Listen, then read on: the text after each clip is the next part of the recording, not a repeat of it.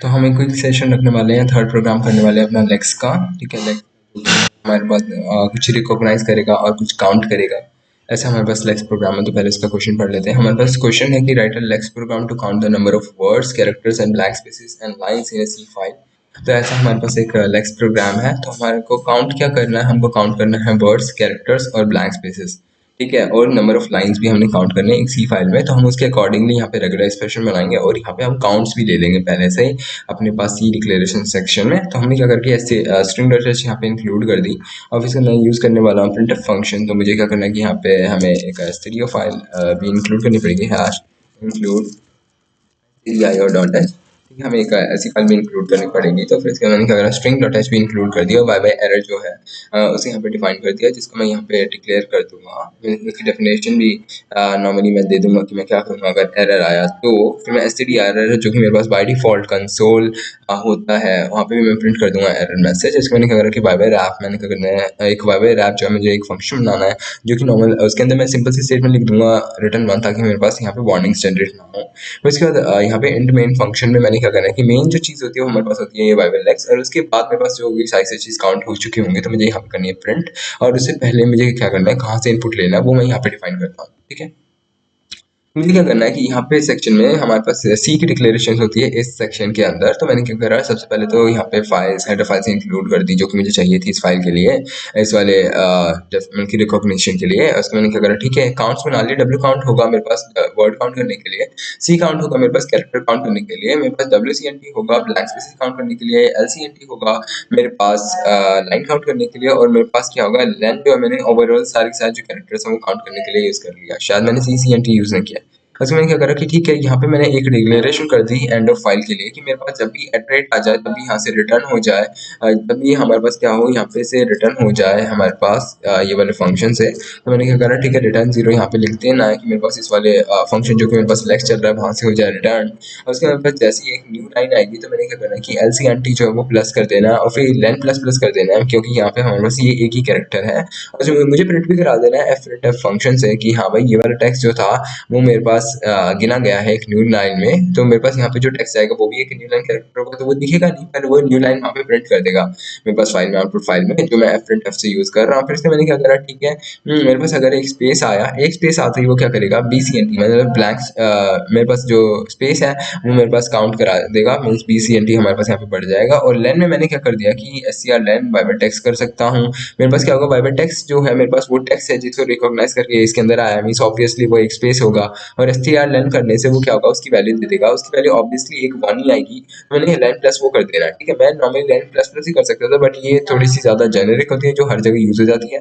अगर मेरे पास बड़ी रेगुलर एक्सप्रेशन होती है तो वहां भी ये वाली जो स्टेटमेंट है वो यूज हो जाती है, नंबर ऑफ कैरेक्टर्स टोटल उसके अंदर प्लस करने के लिए len के अंदर। तो इसका मैं कर लेता हूँ एक वर्ड आइडेंटिफाई। वर्ड मेरे हिसाब से ये होना चाहिए कि एटलीस्ट उसके अंदर 2 कैरेक्टर्स होने चाहिए। तो मैंने क्या करा कि ठीक है, एक कैरेक्टर होना चाहिए, वो होना चाहिए आइदर स्मॉल केस में या फिर कैपिटल केस में। दूसरा जो कैरेक्टर होना चाहिए वो होना चाहिए हमारे पास स्मॉल केस में या फिर कैपिटल केस में। और जो दूसरा वाला जो वर्ड है वो कितनी भी, दूसरी वाली जो क्लास है वो 1 और मोर टाइम्स आनी चाहिए। ठीक है, क्योंकि हमारे पास और भी तो ज्यादा नंबर ऑफ वर्ड्स हो सकते हैं यहाँ पे। तो मैंने WCNT यहाँ पे बढ़ा दिया और फिर लेन में मैंने प्लस कर दिया SCR लेन बाइबर टेक्स्ट। ठीक है, ऐसे मैंने क्या करके उस फाइल में मैंने फिर प्रिंट करा दिया क्या क्या चीज आपको आइडेंटिफाई हुई थी, और फिर वो किस चीज से आइडेंटिफाई हुई है, वो ही है एक वर्ड से। वैसे मैंने क्या करा कि इन सब के अलावा अगर कुछ और भी आता है तो मैं आ जाएगा, वो आ जाएगा इस डॉट वाली रेगुलर एक्सप्रेशन। डॉट कहता है कि कोई भी character, any character one time. तो उसके बाद मेरे पास क्या होगा कि len plus is equal to SCR len बाइबर टेक्स्ट कर दिया, बट यहाँ पे मैं लेन प्लस प्लस भी कर सकता था, बट हाँ बाइबर ये कर दिया तो कोई गड़बड़ी नहीं है। ये हमारे पास जेनरिक टर्म है तो मैंने यहाँ पे यूज कर रखी है। फिर मैंने कहा कि सबसे पहले वो कैरेक्टर प्रिंट कर देना, और मैंने कहा क्या कहना है, अदर कैरेक्टर ही है। ठीक है, अब इसके मेरे पास ये होगा साइज से रेगुलर एक्सप्रेशन चलेगी, और साइज से जो भी काउंट्स है वो मेरे पास यहाँ पे बढ़ जाएंगे, इंक्रीमेंट हो जाएंगे। इसके मैंने क्या करना है कि ठीक है, मेरे पास आइडेंटिटी के अंदर आएगा तो मैंने इनपुट लेना है। चलो मैं ऐसा से पहले इनपुट लेके देखता हूँ कंसोल से। तो मैंने वाई वाई जो है यहाँ पे एक कमेंट कर दिया, ठीक है, क्लोज कर दिया। उसको मैंने क्या करा, ये वाली फाइल जो मेरे पास आइडेंटिफाई थर्ड डायरेक्टरी में है, 3 डायरेक्टरी में है, इसको मैं चलो इसे चला के देखते हैं। ये वाली स्टेटमेंट क्या कर रही है कि काउंट्स को नॉर्मली प्रिंट कर रही है कंसोल पे, और ये वाली जो स्टेटमेंट है ये कर रही है काउंट को प्रिंट कर रही है फाइल में। फाइल कौन सी है, मैंने एक राइटिंग के लिए ओपन कर रखी है count1.cpp, जो कि ऑन द फ्लाई जनरेट हो जाएगी। राइट मोड यहाँ पे W रिप्रेजेंट करता है, और R जो यहाँ पे रीड रिप्रेजेंट करता है। F हमने फाइल का फंक्शन जो कि यूज कर रखा है stdio के अंदर वाला। जाता हूँ मैं कमांड पे, उसको मैं करता हूँ cd, जाता हूँ पेरेंट पे, पेरेंट डायरेक्टरी पे, फिर cd करता हूँ मैं 3 पे, फिर उसको मैं करता हूँ कि फ्लेक्स चलाता हूँ। फ्लेक्स करूँगा मैं identify dot okay, identify C dot L है, तो मैं इसको चलाता हूँ। ओके, ये वाली नाम की फाइल नहीं है। ओके, सम स्पेलिंग, थोड़ी सी स्पेलिंग अलग है। ठीक है, लेक्स की फाइल तरीके से बना दी कि lex dot Y Y dot C, तो मैं जिसको जीसीसी से कंपाइल कर लूंगा, तो GCC lex dot Y Y dot C मैंने क्या करा। ओके, यहाँ पे मेरे पास एरर आ रहा है। ठीक है, lex dot Y Y C नहीं, वाई वाई डॉट सी, तो मैंने करना है। ठीक है, ये चलानी, तो मेरे पास एक A dot exe file create हो गई होगी, जिसको मैं चला के देखता हूँ। तो मेरे पास वो वेट करेगा अब मेरे इनपुट के लिए। ठीक है, यहाँ पे वेट कर रहा है, कुछ भी नहीं कर रहा, यहाँ पे वेट कर रहा है। तो अगर मैं डालूँ एक, यहाँ पे मैं क्या क्या आइडेंटिफाई करा रहा हूँ, यहाँ पे मैं आइडेंटिफाई करा रहा हूँ एंड ऑफ फाइल जो कि एटरेट होगा। मेरे पास और क्या क्या चीज़ हो रही है यहाँ पे, मेरे पास न्यू लाइन भी आइडेंटिफाई हो रही है। तो मैं अगर एक न्यू लाइन करूँ यहाँ पे, तो मैं अगर एक न्यू लाइन करूँ, ओके, सो यहाँ पे आइडेंटिफाई नहीं करा रहा है, तो मेरे पास बस काउंट हो जाएंगी न्यू लाइन्स। ठीक है, प्रिंट कुछ भी नहीं होगा, और मेरे पास जो प्रिंट होगा वो एक्चुअली एक फाइल में होगा। फिर मैं अगर मैं स्पेस डालूँ, तो मैंने स्पेस भी डाल दिया। ठीक है, फिर इसके मैंने वर्ड डालू, तो मैंने करा कि वर्ड। ठीक है, और फिर इसके बाद न्यू वर्ड। न्यू वर्ड, तो ऐसे करके मैं वर्ड्स डाल देता हूँ कुछ इसके अंदर, और अदर कैरेक्टर्स के लिए मैं यहाँ पे हैश और फिर एक ऐसा वाला सिंबल, मतलब की पावर वाला सिंबल, फिर एंड डाल देता हूँ। तो यहाँ पे मेरे पास सारी सारी जो चीज़ें हैं यहाँ तक होंगी, यहाँ पे जितने भी चीज़ें कैरेक्टर्स हैं वो यहाँ पे काउंट हो गए होंगे। ब्लैक स्पेस भी हमने डाल दिए, और उसके बाद मैं क्या करूँगी कि अगर मैं एटरेट डालूँ, तो यहाँ पे हो जाएगी सारी सारी चीज़ खत्म।